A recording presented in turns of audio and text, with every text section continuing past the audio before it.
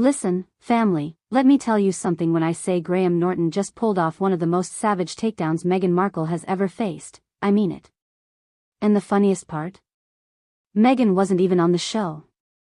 That's right, the so-called Duchess of Sussex didn't even set foot on Graham's stage, but somehow, by the end of the night, it felt like she had been dragged across the floor, rolled in the mud, and served back to the audience on a silver platter.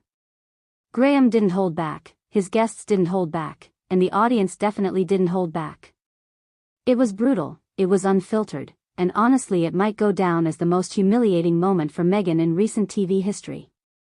The irony is painful. She's been desperate for mainstream talk show validation, desperate to prove she belongs in the world of British entertainment royalty, and instead, Graham Norton's platform just became the very stage that exposed her worst image yet.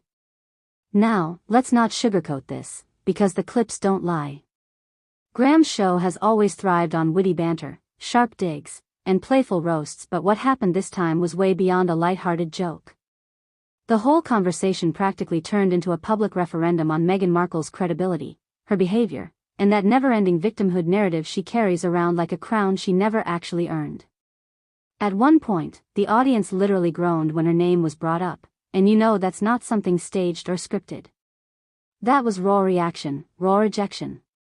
People are tired, sick and tired of being told they should bow down to Meghan's self-made sob stories while she parades around living a luxury lifestyle in California. Graham didn't even need her in the chair. Just the mention of her was enough to spark an eruption that showed exactly where public opinion has shifted.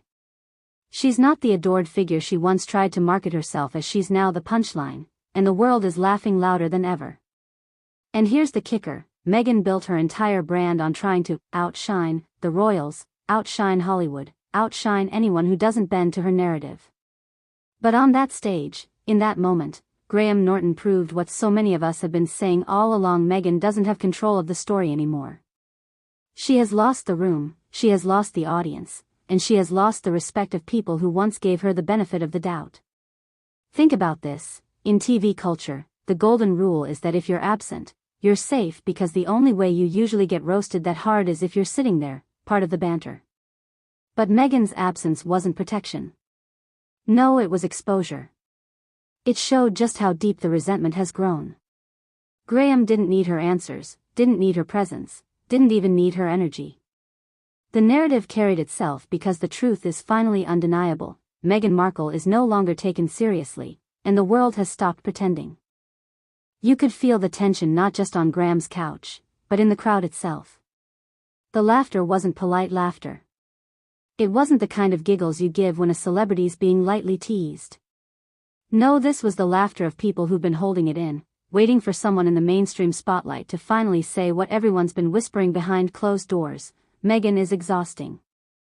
Every interview she does, every documentary she produces, every staged photograph of her trying to look like Diana reincarnated, it all feels like an act, and people are done playing along. Graham, with his signature wit, simply cracked open the door, and the flood of criticism came pouring out. The audience confirmed it, the reactions confirmed it, and the silence from Meghan's camp afterwards confirmed it even louder. When you've got nothing to clap back with, it usually means the attack hit the target dead center. And let's talk about damage control for a second, because this part is wild. Normally, after a public embarrassment like this, Meghan's PR machine goes into overdrive, rushed headlines about her being misunderstood, glowing pieces about her charitable work, or maybe a conveniently timed pap walk with Harry, holding hands like they're starring in a Hallmark movie nobody asked for. But this time? Nothing. Absolute radio silence. Which, honestly, makes it even worse for her, because it proves two things.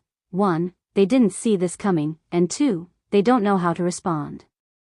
Meghan's entire empire is built on controlling the narrative: carefully crafted interviews with friendly outlets, curated photo shoots, strategically timed leaks.